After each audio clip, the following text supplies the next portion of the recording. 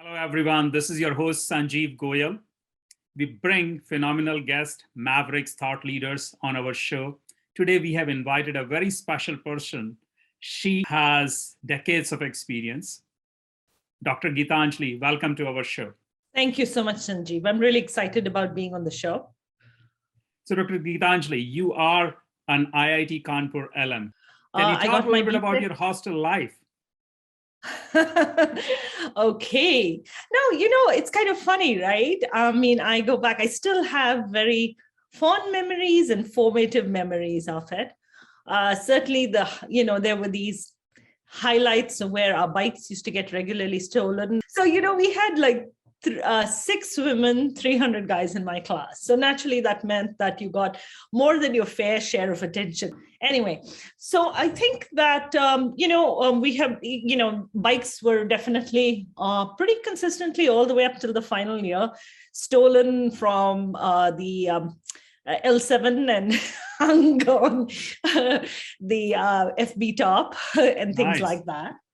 I know. So those were the memories. For me, it was very shocking as a teenager, right? You come from a sheltered Indian background and then suddenly someone's stealing my bike. And in those days, but I always remember, the campus was a lovely place. I don't know if it's still like that, but I remember my first experience of walking into IIT Kanpur, and it was so green because this was in August. I think it was raining. And I looked at it and it was lush, it was green, it was verdant, and I thought, oh my God, what an almost spiritual place the campus was. That was before my bike got stolen, right? So I thought, oh, this is like the perfect ashram, where you will be dedicated to learning. In the Zen state. Absolutely, in the Zen state and all that. Before you got your first assignment. Yeah, so first assignment before my bikes got stolen. But then there were a lot of high points, right? There were like highs and lows. I remember, all those journeys we made to the empty section to get chai early in the morning and jalebis and pakoras. I remember how, oh God, I remember the first quiz pretty much wiped out the whole class. I think we had it was like on 50, and we had like 3 students that got 50 and everybody else in the class got 0 or 1. If you got like 1 or 2, you were excited because you were above the average. So I think, those kinds of things, they're very formative memories. And, it's very interesting when I look back. I'm still friends with a lot of the people that I knew as an undergraduate at IIT. I can't necessarily say that, and I have a lot of degrees.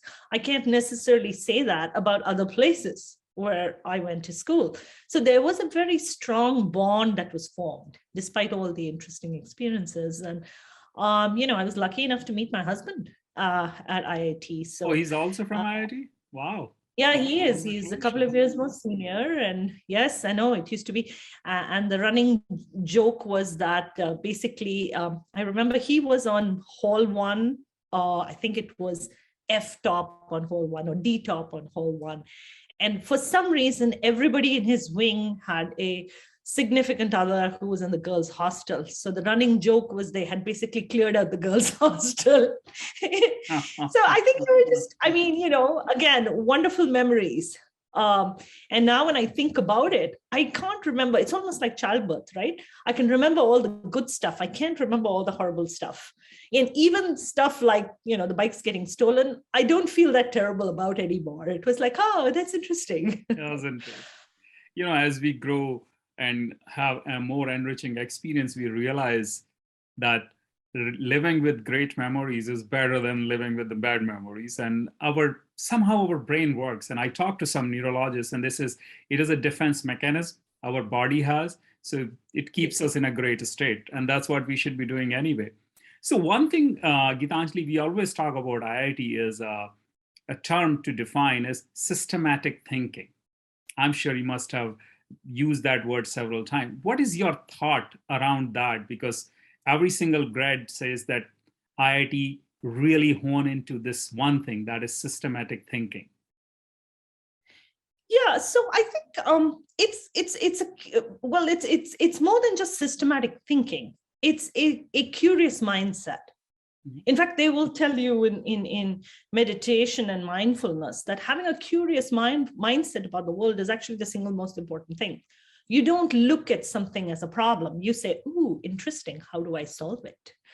One of the things in IIT was this I'm not entirely sure whether it was because of us as a cohort or whether it was because of the fact that we were continuously exposed to these tough problems all the time, is the best way for you to approach it was really approach it with a curiosity and then to deconstruct it, right? So you did all the things that we actually train in mindfulness. You take a step aside and you look at it with curiosity, and then you observe it, and then you come up with a model, and then analyze it according to the model, and then you come up with your solution, Better and you go models. and try it out and see does it work. But we used to use that, and in some ways it kept the pain of the really bad quizzes and assignments away, because it was like, oh, interesting, as opposed to, oh my god. How do I do I used to joke to someone. It's like, when I was a kid, I used to hate injections, right? And you had to go to the doctor and get all these injections. As a kid, they vaccinated you with all these things in India, right? So the funny thing was, I used to absolutely hate the injections, so it was like, I didn't want to go in. Then when I went in, there were like 100 excuses why I didn't want to talk to the doctor, or I needed to do this. Pani chahiye, bathroom jana hai, pani chahiye, bathroom, so and it made the whole pain a lot more. Of One of the course, things that you're IIT extending the whole thing. absolutely, and the anxiety and all those other things. What IIT actually taught me to do was not get caught up in it, but just sort of observe it, right? As an And observer. I think it was after the first couple of quizzes, you had to develop a mental coping mechanism for dealing with it, right? Especially ESCO 6. Oh God, ESCO 6 was a scary. Anyway, but that was the whole thing. Was I don't know if you had Vijay Gupta. We had Vijay Gupta's ESCO 6, and it used to like devastate the class. So anyway, but I think that was the big thing. It wasn't just about being systematic. It was sort of having that curiosity towards everything. True.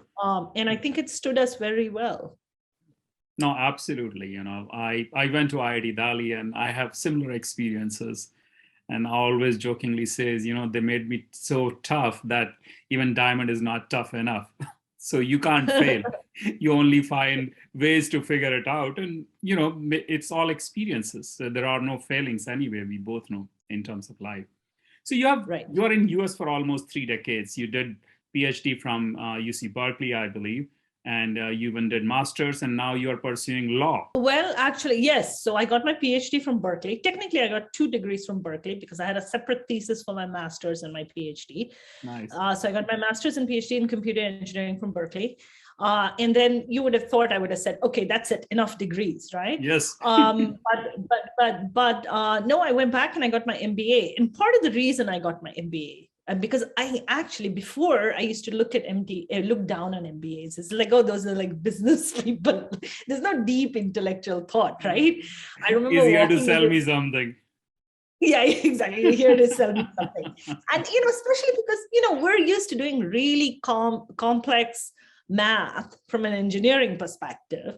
And then, business school, I mean, you go in and you do NPV analysis and discounting and so on and so forth. And it's like, hey, wait, there's a multiplication, and there's a power there somewhere, but that's about as complex as you get typically, right? And I remember, but funny thing that was what I found was, and this is sort of probably a thing about IIT, is there are 2 kinds of people that graduate. There are people who are really at heart engineers, as in the subject matter of what they do, of engineering, really enthralls them.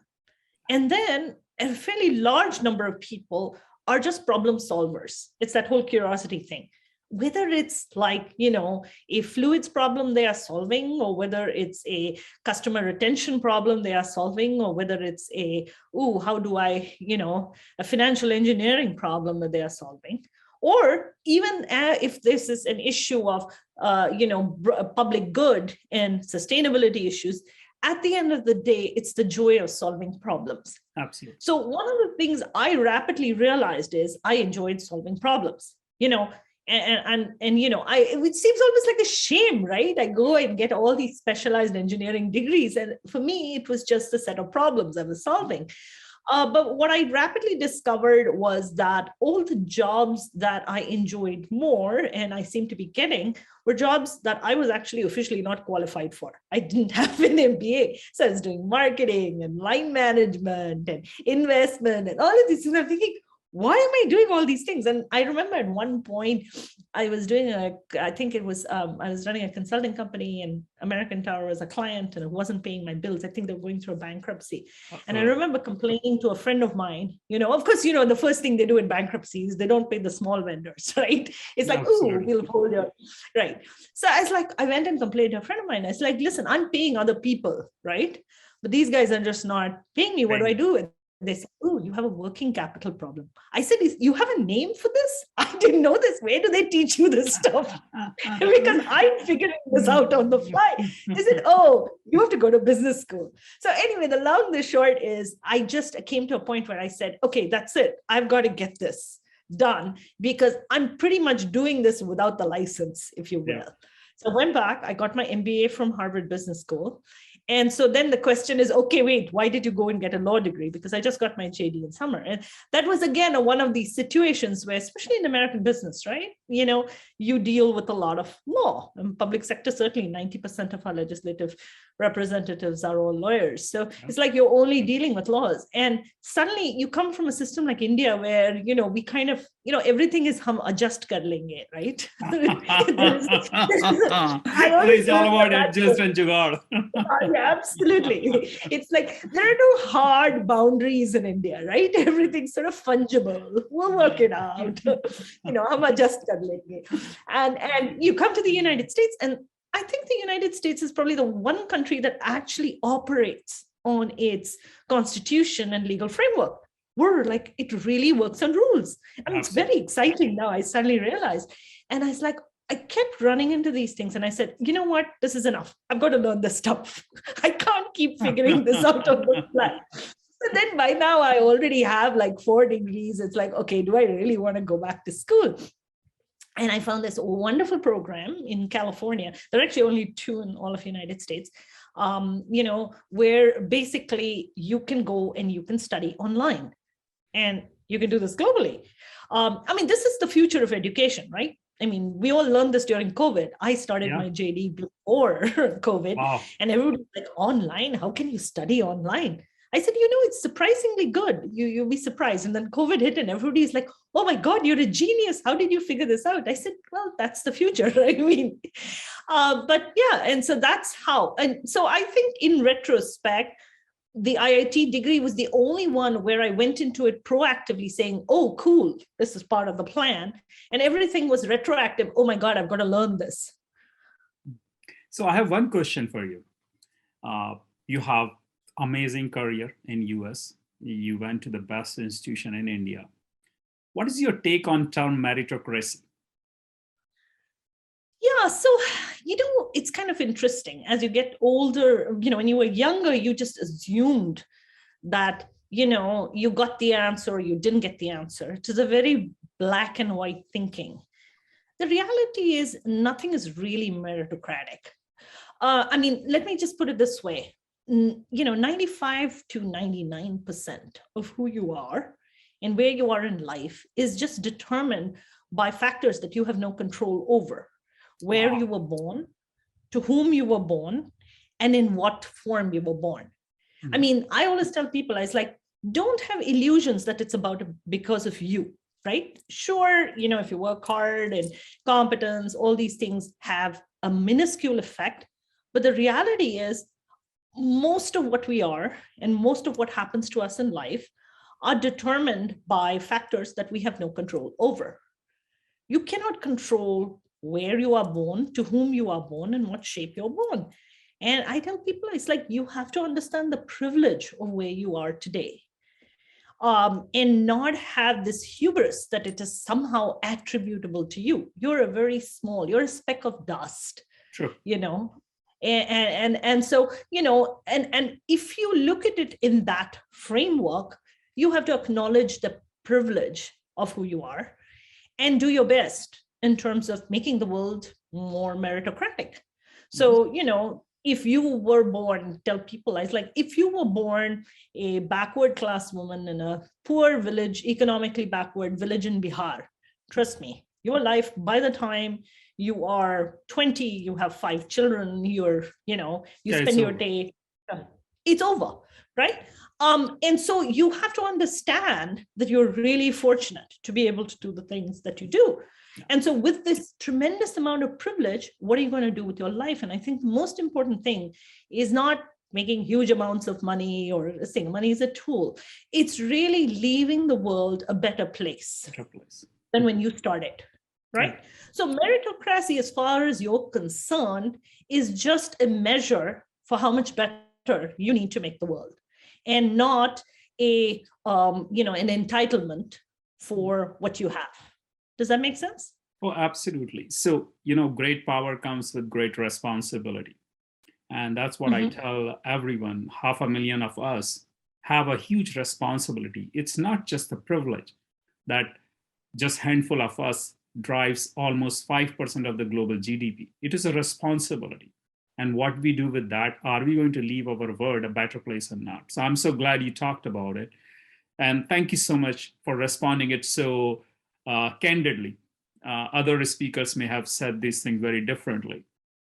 So, that's a known failing, actually. Thank you. But it's probably the engineer in me. It's like, This is what it is, right?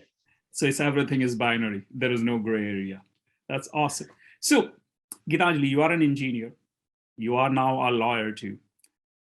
Why there are so few women entrepreneurs? I understand the funding aspect of it, but is it only the funding or is it more than that? The big problem that we have is we don't have any VC funded women entrepreneurs. So women, even though women start 50% of the businesses in the United States and actually form a greater percentage of high growth businesses than men entrepreneurs, they only get 2.5%. Actually, the number has dropped over the pandemic. They only get 2.5% of venture capital funding, right? And actually, that's you kind of look at all the kinds of innovation funding that you get, and that number is pretty bad, pretty consistently. And so part of the reason you don't see a lot of them in the typical tech environments is no one gives them the money, because a lot of tech investing is based on a very flawed form of pattern matching. Mark Zuckerberg dropped out of Harvard and formed Facebook. Therefore, we've got to look for young men who are Harvard dropouts. Because that's not a success story. Some idiot told them that this is about success story. So then you kind of look for a demographic, a socioeconomic profile, and then you say, if I find another one like that, that's the way to do it. The golden hair boy. Right? Next one. Yes, exactly. That's it. Exactly. There is no golden hair girl. No, there isn't. In fact, right now, I think they're nailing Elizabeth Holmes to the stake, right? So that's pretty much discouraged another generation. The big high-profile fraud case in Silicon Valley is not, any of those other men. It's Holmes. So anyway, but so that's your problem, right? That the system doesn't recognize it. But I have a slightly different question. No, but check me out here. Yeah. I don't know if you realize this, but the major COVID vaccines were invented by a woman entrepreneur. Did you know this? No. The reason we're all protected today, yes, you don't even know her name, right? The reason we are all protected, right, was because there was a woman, right? The Pfizer vaccine was licensed. It's a BioNTech was a startup company. But the thing is, she could not get funded. Wow. So here she is. She's just developed a vaccine that is basically saved all of us, right? Right. But wasn't recognized. The DNA model, we always say Watson and Crick. We leave out the woman who was essential to doing it. She's the one who did all the research, the data, everything, right? So I think the problem is we're not used to seeing leadership in that form. And part of the reason we're not used to seeing leadership in the form of a woman, and which is why you don't see women entrepreneurs in these prominent roles, is because our model of leadership is sort of this dated, militaristic model, right? Of someone is a leader because he rides in on a horse and commands these armies and so on and so forth, right? In the modern day era, it is totally irrelevant, right? But that's how we have mentally framed our models and our social norms of leadership. So we can't accept it, right? I'm going to send you an article on this woman who basically came up with the Pfizer vaccine. Please, right? please, I'd love to read it and share with people. Don't even remember her name.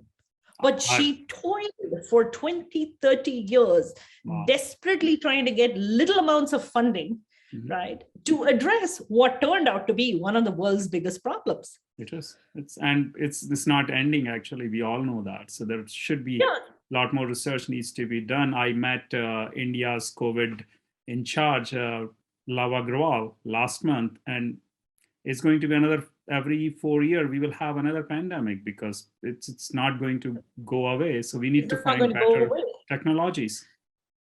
We need to find more people like her and invest with them.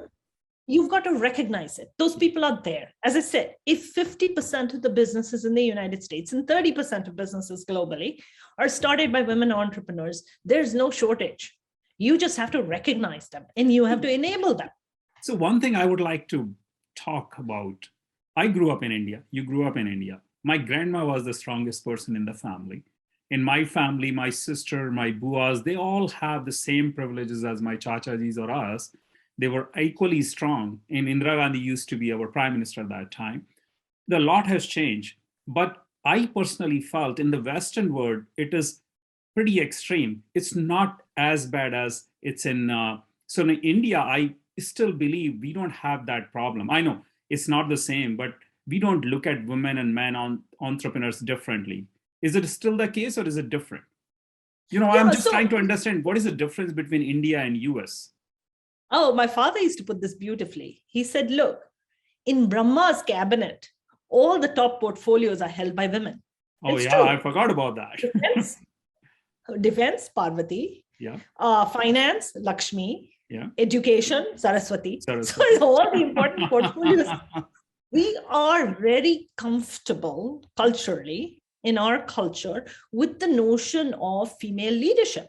Yeah. We are. Let's be honest. And in India, you've got 20 different things: caste, color, region, the language and the states and all that. Exactly. Gender actually doesn't factor into it.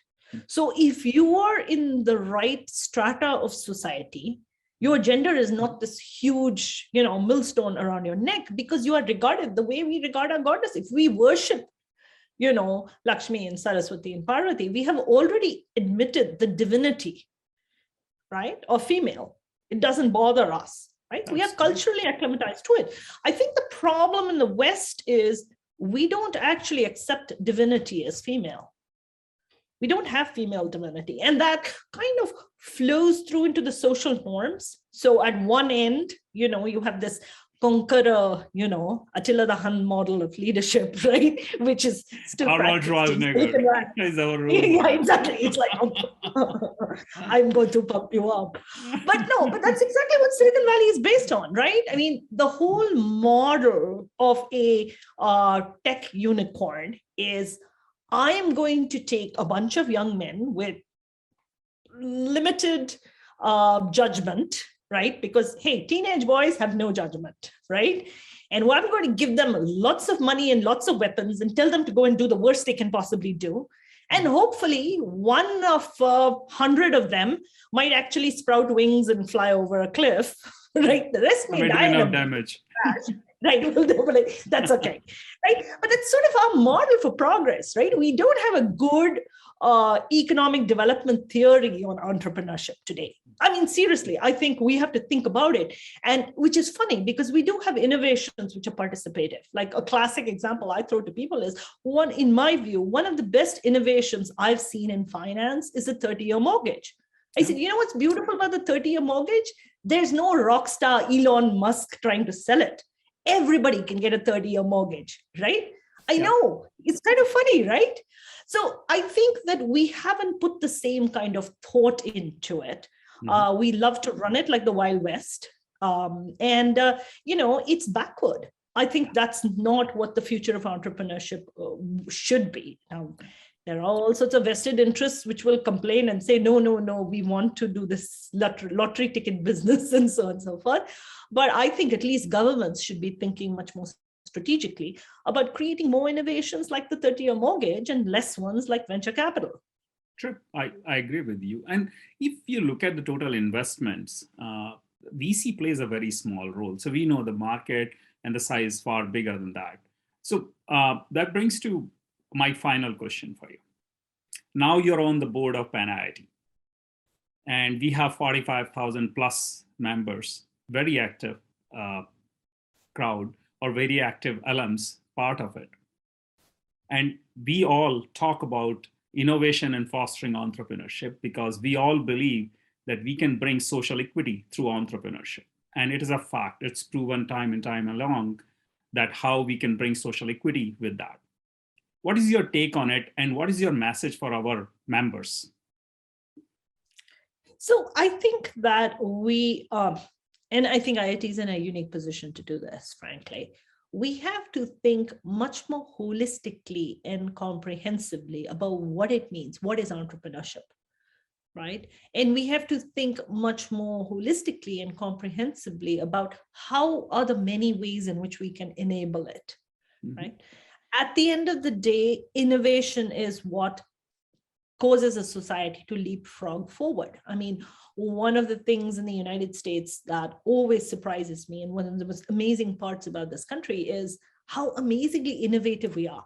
I mean, when COVID first hit, I mean, this reminds me, every one of these crises always reminds me about this. When COVID first hit, we were so far behind. I mean, you should have seen the numbers in the US, and I'm thinking, oh my God, we are dead. God, right? It's like, I can't believe we can't get a simple thing like putting on masks, right? We were sitting there and arguing about, well, we don't want a mask. We don't want to socially distance. We don't want to do this, right? We have this strong individualism. But what was fascinating was we did all the right things in terms of getting ahead of the curve with innovation.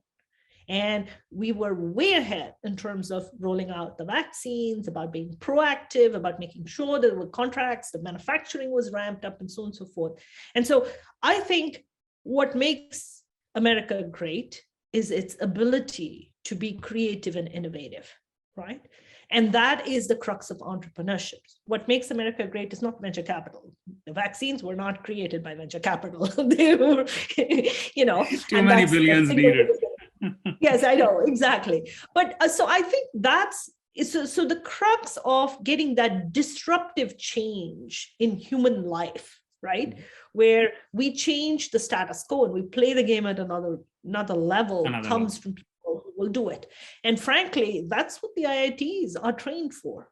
We're trained to think, and it comes back to what we said at the beginning of this, right? That mindset of having curiosity about everything, regarding everything in that systematic manner, and most importantly, understanding that our role is to take this tremendous privilege we have and use it to create a better world in the future. I can't thank you enough, Gitanjali, for your time today. It was just fascinating. I learned a lot about even systematic thinking and even how India is doing so well when it comes to women entrepreneurs. West can learn from that. We are living in a very different world. We both agree. And, the most fascinating thing about America, I find, is this country is built by entrepreneurs. I think that is one single fact. Continue to bring us on the central stage and continue to push us keep the innovation going. I Yeah, really it's wish. in the DNA. It's in the DNA of the country. And frankly, just think about it. America was established by, at least in its current form, a bunch of people that basically left everything, went across the ocean, and came into this land that was completely brand new. Yeah, Right? I mean, think about the risk taking that is involved in absolutely. doing something like that. So, in some sense, everybody who is here is someone who is comfortable with those large amounts of risk taking and systematic, and we mastered it, right? So that is why I said that is one of our strongest suites. And the good news is, I think the IITs have trained people for exactly that, the For ability to, systematically risk take. absolutely, and I always talk about it in most of my shows. When people ask me, Sanjeev, when computers are going to do the job of humans, what will humans do? And my answer is very simple. We are explorers. We are born explorers. We'll find new frontiers. We're just beginning. Absolutely. Thank you so Thank you much so for your much. time. Thank you. And to our audience, please check Dr. Gitanjali. She writes, she has a phenomenal career. There are a lot of videos about her on YouTube. Once again, thank you so much for being with us today. Thank you, Gitanjali. Thank you, Sanjeev. It is my pleasure and always happy to come and chat.